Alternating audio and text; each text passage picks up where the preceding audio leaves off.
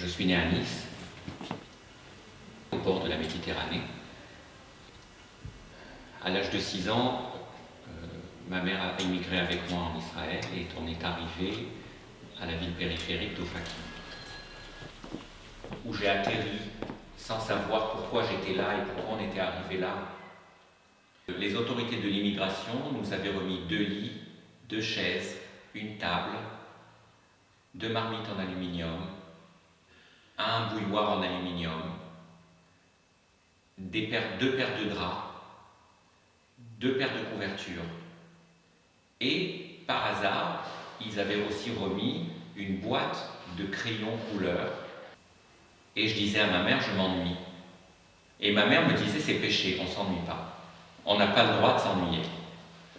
Je dessinais des pavillons. Et dans ces pavillons, je dessinais des avions militaires.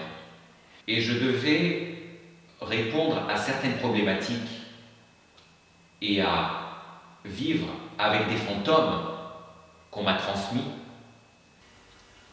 Là, j'ai loué un atelier à Neve Tzedek, dans l'ancien quartier des Juifs yéménites. L'atelier est en plein air, les fenêtres ne sont pas fermées, et en étant dans l'atelier, j'ai toujours l'impression d'être dans la rue.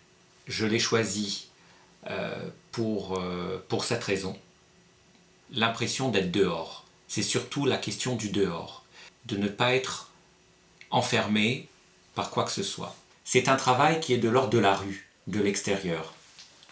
C'est la nature du goudron. Le goudron s'épanouit à l'extérieur. C'est le sol, c'est la route, c'est le trottoir. Ce qu'on ne voit pas. Et je travaille avec le goudron. 2 formes de goudron. Un goudron noir mat et un goudron brillant. J'ai commencé ce travail avec le goudron dans un processus personnel de me libérer du carcan, de l'histoire, du politique, de l'autobiographique, et d'être dans ce geste libéré de la matière, et de jouer avec la matière.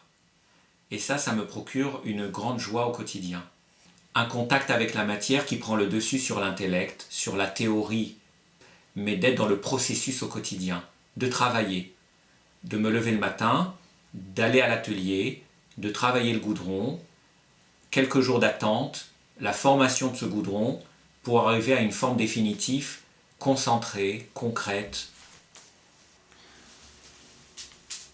Ensuite, l'atelier est vidé de tous les restes, de tous les résidus. Il n'y a plus aucune mémoire de ce magma de l'instant de la création. Je ne veux pas être encombré par des objets, par le passé, par l'histoire, même si tout ça est connecté. Ensuite, je travaille dans l'atelier sur des petites maquettes où je réfléchis comment seront installés ces carrés noirs dans un espace vide. C'est-à-dire que j'imagine ces carrés noirs comme des cubes qui contiennent des petites parcelles du cosmos suspendus dans le vide. Ces carrés noirs, ces motifs noirs correspondent à un rejet de l'image que je ressens. Et j'ai décidé de créer ces motifs, des motifs comme des sortes d'icônes, des icônes, des carrés, où on est en répit devant ce noir. Et ces cubes noirs ont une sorte de concentration d'empreintes du cosmos imaginaire, d'empreintes de l'humain et de cette quête que j'ai de la liberté.